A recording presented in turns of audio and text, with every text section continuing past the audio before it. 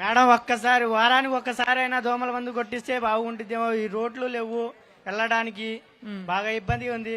ఉపాధి హామీ పనికి వెళ్తే 3 నెలలు పని చేస్తే 2 నెలలు డబ్బులు కూడా రావట్లేదు. 3 నెలలు పని చేస్తే 15 రోజులు డబ్బులే మాత్రం వస్తున్నాయి మేడం. అదిని మా కూలి గిట్టకుడు 100 రూపాయలు వస్తున్నాయి. ఒక్కొక్క రోజు అయితే 90 రూపాయలు. మళ్ళీ పొద్దున్నే 6ంటికి వెళ్ళాలంట, ఫోటో దిగాలి. మళ్ళీ 10ంటికి ఫోటో దిగాలంట, మళ్ళీ 2ంటికి దిగాలంట. ఈ ఫోటోల సిస్టమ్ ఏంది మేడం? మేము చేసుకునేది ఈ ఎండకి 1 గంట 2 గంటలు చేసుకుంటాం. పద్దాకలు చేయలేముగా మేడం. ముసలమ్మలు ఉన్నారు, వీళ్ళు నడవలేరుగా. చాలా చాలా దూరం పెడుతున్నారు. ఇంకా ఇంత చేయలేదని చెప్తున్నారు. చాలా ఇబ్బంది పెడుతున్నారు మేడం మమ్మల్ని. అమ్మా నువ్వు చదువుకోలేదు మేడం? మేడం నేను చదువుకున్నాను మేడం. ఏం చదువుకున్నావు? ఇంటర్ 2nd ఇయర్ చదువుకున్నాను మేడం. బీఫార్మసీ 2nd ఇయర్ చదువుకున్నాను. అది ఉపాధి పనికి ఎందుకు వెళ్తున్నావు మరి మేడం? ఉపాధి కరువు పనికి ఎందుకు వెళ్తున్నావు? ఉద్యోగం రాలేదా? జాబ్ ఏం రాలేదు మేడం. ఎప్పటి నుంచి ట్రై చేసావు జాబ్ కోసం? నేను ఒక 3 ఇయర్స్ నుంచి ట్రై చేస్తున్నాను. 3 ఇయర్స్ అయిపోయింది మేడం డిగ్రీ అయిపోయి. నేను అప్పటి నుంచి ట్రై చేస్తున్నాను. ఇప్పుడు దాకా నాకు చిన్న ఉద్యోగం కూడా రాలా. ఇంకా ఏం పని చేయలేక ఇంకా ఆటో తోలుకుంటున్నాను. ఆటో తోలుకొని ఉపాధి హామీ పనికి వెళ్తున్నాను మేడం. నేను డిగ్రీ చదువుకున్నావు, ఉద్యోగం రాలేదు మేడం. కాబట్టి 3 ఏళ్ళు అయిపోయింది.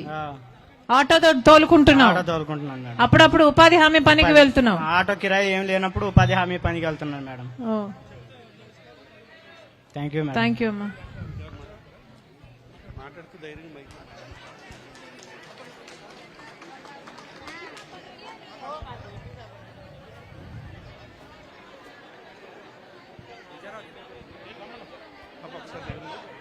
ఎవరైనా మీ సమస్యలు, కరువు పని మీద ఉన్నటువంటి సమస్యలు, కరువు పనికి వెళ్ళేటువంటి వాళ్ళు 50 సంఘాలు ఉన్నాయి ఇక్కడ. 50 గ్రూపులు ఉన్నాయి. ఖాళీ లేని వాళ్ళు ఎవరైనా మాట కొంచెం చేయకపోతే నువ్వు చేస్తేనే నీకు డబ్బులు వస్తాయి అంటున్నారు. మరి అట్లా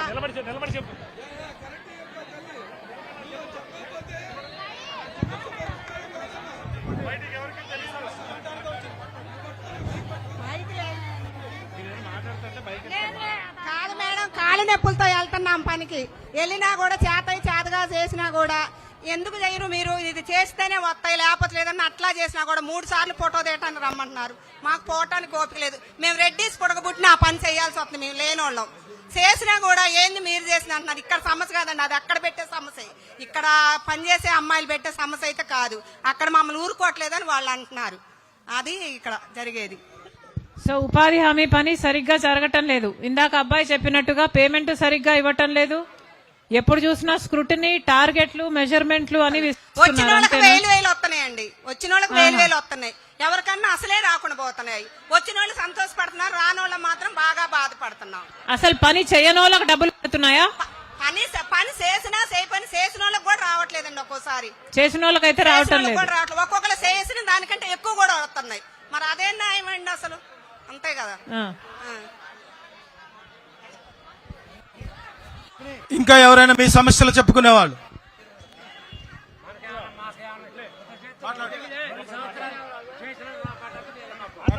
పిల్లలకి కరువు పని చేసినండి. మేము కూడా 4 సంవత్సరాలు చేసినా కూడా 500 వచ్చినాయి మాకు. ఎందుకు రావాలి అంత చేటు?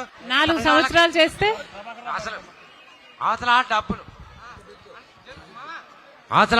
వాళ్ళు లంబేడ వాళ్ళ వారికే వస్తున్నాయి కానీ డబ్బులు మా కోణం లేవని చెబుతున్నా. ఆ సిట్టమ్మ కూడా ఏంది మరి నా సంగతి ఏంది? మీరు 3 పిల్లలు ఎత్తున పోయిను డబ్బులు రాయర్గం. ఎందుకు రావు? రాలా ఇంతవరకు. నాకు పింఛన్ కూడా ఇట్లా అన్న పని చేస్తే రాలేదా? డబ్బులు రాలేదా? ఉపాధి హామీ కరువు పనికి వెళ్తే డబ్బులు రాలేదా? పింఛన్ కూడా లేదు నాకు ఇంతవరకు. పింఛన్ ఎందుకు లేదు? మరి ఏం చేస్తావు? పింఛన్ ఎప్పటి నుండి లేదు? ప్రభుత్వం అట్లా వచ్చింది. అయ్యగారు ఉంటే మాకు బాగానే ఉండేది. అర్జీ పెట్టుకున్నారా? అన్ని పెట్టుకున్నా. ఎప్పుడు పెట్టుకున్నారు? నిరుడు పెట్టినా, ఈయుడు పెట్టినా, జగన్మోహన్లో పెట్టినా, తెలుగుదేశంలో పెట్టినా, అన్ని పెట్టినా. ఆ కాగితాలు కూడా ఉన్నాయి. పోయిన ప్రభుత్వంలో అర్జీ పెట్టుకున్నారు, ఈ ప్రభుత్వంలో పెట్టుకున్నారు, కానీ ఎవరు పెన్షన్ ఇవ్వలేదు. పానకల్లు పోయి తీసుకొచ్చుకున్నాం మళ్ళీ మొత్తం. ఏమన్నా ఒక్కటే రాబట్ట. నాకు 60-70 సంవత్సరాలు వచ్చినాయి. వినమ్మా ఇక మీరు మరి నా ఏం చేస్తారో అన్న. ఏ ప్రభుత్వము పెన్షన్ ఇవ్వట్లేదు, అర్థమైంది. ఉపాధి హామీ పని గురించి ఏదో చెప్పారు ఇందాక. మీరు పని చేసినా పేమెంట్ రాలేదా? అలా ఇప్పుడు అయ్యగారు అయ్యగారికి తెలుసు మా వ్యవహారం మొత్తం. సో పని చేసినా పేమెంట్ రాలేదు. ఇప్పుడు ఏదన్నా అవసరం వచ్చి ఎనగారి కాడికే పోతాం మేము, ఓకే. బయటికి పోం. ఓకే. అది ఓకే, ఇప్పుడు ఈ గ్రామ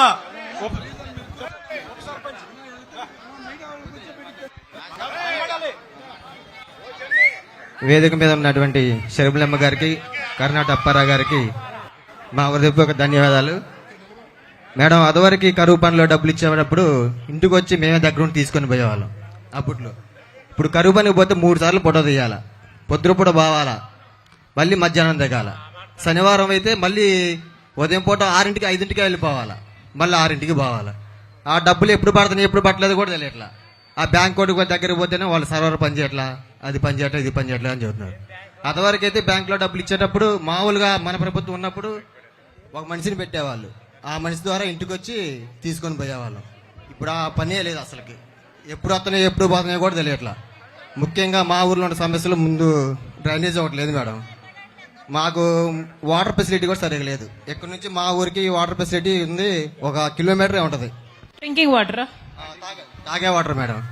సరే, గవర్నమెంట్ గురించి మేము మాట్లాడాలి, కానీ ఏ గవర్నమెంట్ ఉన్నా కానీ మాకు మేజర్ సమస్య వాటర్ మేడం.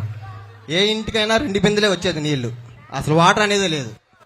మా ఊరు నుంచి 5 కిలోమీటర్లు 10 కిలోమీటర్ల వాళ్ళకి 24 గంటలు వాటర్ పోతున్నాయి. మా ఊరికైతే అసలు వాటరే లేదు.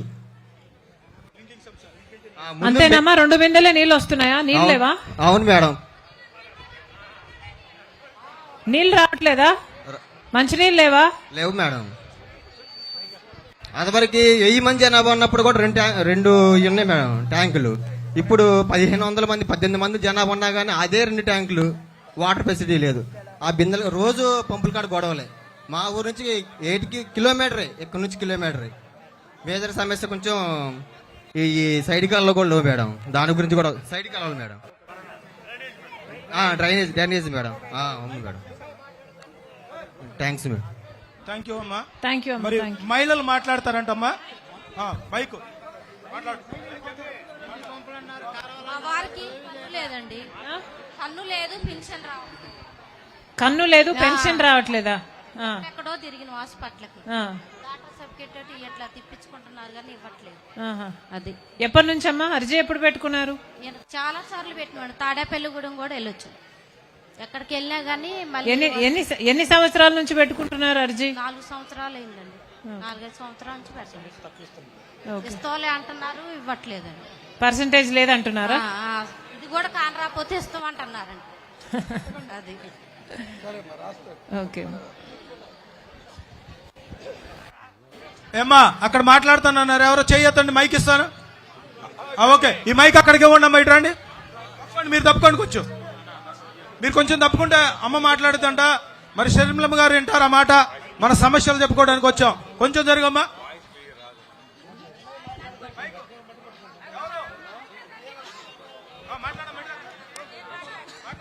ఏముంది మాట్లాడ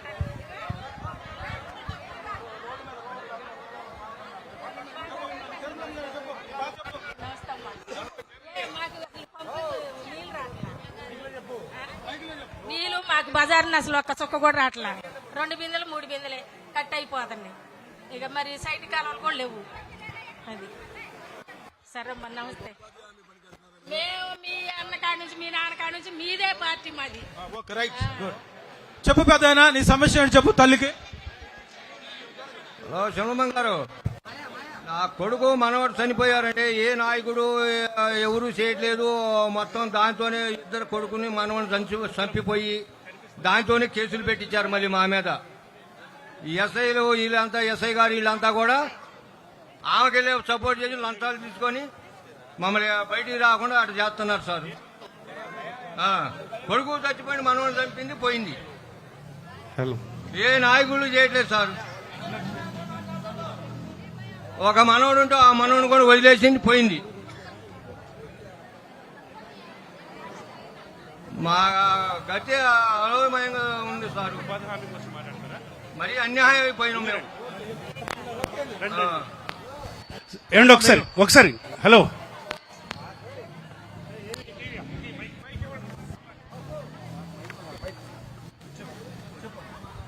నాకు ఒక కిడ్నీ అమ్మ.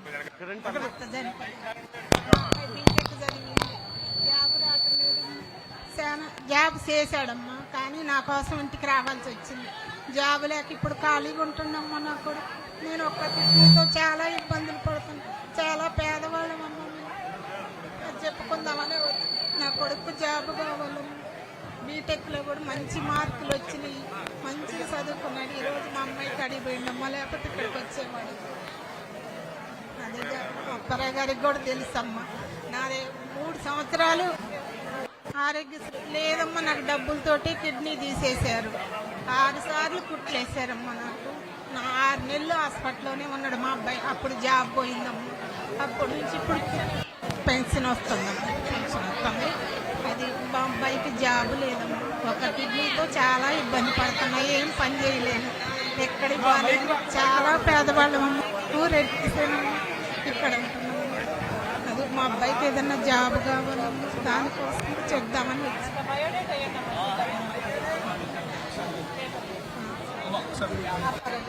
దయచేసి మీరందరూ కూడా మన శర్మిలమ్మారెడ్డి గారు వచ్చింది కరువు పని పరిరక్షణ, కరువు పనిలో ఉన్నటువంటి సమస్యలు చెప్పమని చెప్తున్నారు.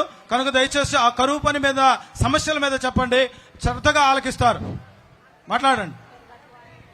గౌరవులైన వైఎస్ షర్మిల గారికి, అదేవిధంగా వేదికల ఇచ్చిన మరి పెద్దలకు నా ప్రత్యేకంగా మరి ధన్యవాదాలు తెలియజేస్తున్నాండి. మేడం గారండి, మా యొక్క కన్వీడి గ్రామంలో 50 ఉపాధి మరి యొక్క మొత్తం కూడా గ్రూపులు ఉన్నాయి. ప్రతి సంవత్సరం కూడా ఉపాధి పథకం అంటే ఒక 2 నెలలు 3 నెలలు మాత్రమే వెళ్తున్నారు. తర్వాత వచ్చేసి ఉపాధి హామీ పథకంలో ముఖ్యంగా వారానికి వచ్చి పేమెంట్ వచ్చేసి 650 రూపాయలు మాత్రమే పడుతుంది. ఇక్కడ ఎవరు చెప్పట్లేదు. 650 రూపాయలు మాత్రమే వారానికి వచ్చి పేమెంట్ పడుతుంది. అదేవిధంగా గట్టిగా ఎవరైనా మాట్లాడితే ఆ గ్రూపుకు మాత్రమే 2000 లేకపోతే 1800, 1250 రూపాయలు మాత్రమే గ్రూప్కి వేస్తున్నారు. వాస్తవానికి మనకి పేపర్ ప్రకటన కానీ మన యొక్క ఉపాధి హామీ ప్రకారము మనిషికి వచ్చేసి 350 రూపాయలు లేకపోతే 300 రూపాయలు మనకి ప్రకటిస్తున్నారు. కానీ ప్రతి ఒక్కరికి కూడా 150 రూపాయలు కానీ 75 రూపాయలు కానీ మాత్రం వేసి 6 రోజులకి 6 5 30 రూపాయలు అంటే 300 రూపాయలకి వేసేసి నెలకు వచ్చేసి 1200 1500కే సరిపుస్తున్నారు. కానీ మొత్తం కావాల్సిన నిధులను మాత్రం ఎట్టి పరిస్థితుల్లో కూడా ఇవ్వట్లేదు. ఇదొక సమస్య. రెండవది, నేను ఇల్లు కట్టానండి. నేను ఇల్లు కట్టిన తర్వాత నేను ఉపాధి హామీ పథకం వెళ్ళాలని మేము వెళదాం అనుకుంటే వాళ్ళు ఏమంటున్నారంటే, అయ్యా మీరు ఉపాధి హామీ పథకాలంటే మీకు ఇల్లు బిల్లు ఉపాధి హామీ పథకంలో డబ్బులు వస్తేనే మీకు ఇల్లు బిల్లు మీరు ఉపాధి హామీ పథకానికి రావాలి అని అంటున్నారు మేడం. కాబట్టి ప్రతి ఒక్కరు కూడా మరి మీరు మీ సమస్యని దృష్టికి ఇస్తున్నాను. ప్రతి ఒక్కరు కూడా ఉపాధి హామీ పథకం అందరూ కూడా కనీస మినిమం వేతనం 350 రూపాయలు పడేటట్లుగా మాకు ఒక పెద్ద సమస్యగా ఉంది కన్నివీళ్ళలో. కాబట్టి మీ దృష్టికి మీ సమస్యను తీసుకొస్తున్నాం. కాబట్టి ప్రతి ఈ సమస్యను మీరు సానుకూలంగా స్పందించి మాకు న్యాయం చేకూర్చాలని, అదేవిధంగా ఉపాధి హామీ పథకం అందరూ కూడా అన్ని విధాలుగా మీరు సహాయ సహకారం అందిస్తారని కోరుతూ సెలవిస్తున్నా. అందరికీ ధన్యవాదాలు. అమ్మా, నిరుడు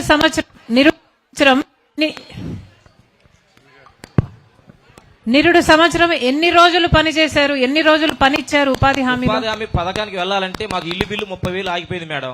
ఉపాధి హామీ పథకాలంటే మీరు ఆ ఇల్లు డబ్బులు పడాలి మీకు, అప్పుడే మీకు మేము ఇస్తాము ఉపాధి హామీ పథకానికి అని అంటున్నారు మేడం. అది సెన్స్లెస్. అది కాదు నేను అడుగుతున్నది. పోయిన సంవత్సరం ఉపాధి హామీ పని సంవత్సరానికి 100 రోజులు. అవును మేడం. కానీ ఎన్ని రోజులు ఇచ్చారు అని అడుగుతున్నా. వెళ్ళటానికి మాకు ఇదొక సమస్య అడ్డుగోడగా మిగిలిపోయింది మేడం.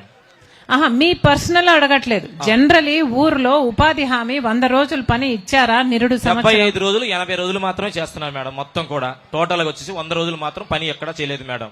రెండోది, చేసిన వరకు మాత్రమే చేపిస్తున్నారు. చాలా సుదూరమైన ప్రాంతాలకు కూడా ఎక్కువగా లోపల కూడా ఎక్కువగా వెళ్ళట్లేదు మేడం. వచ్చినట్టు ఎవరికో ఒక 2 అడిగిన గ్రూపులు మాత్రమే ఇస్తున్నారు. అడగని గ్రూపులు మాత్రం అలాగే నిర్జీవమైపోతుంది మేడం. కొన్ని గ్రూపులు మాత్రం అవకాశం కల్పిస్తున్నారు, మిగతా గ్రూపులకి అవకాశం కల్పించట్లేదు మేడం. చాలా అవకతవకలు ఉన్నాయి, న్యాయం లేకుండా, అవును మేడం, పద్ధతి లేకుండా ఉంటుంది మేడం. ఇది తప్పనిసరిగా ఈ సమస్య పరిష్కారం చేస్తారని కోరుతున్నామా, సెలవిస్తుంది. Thank you madam.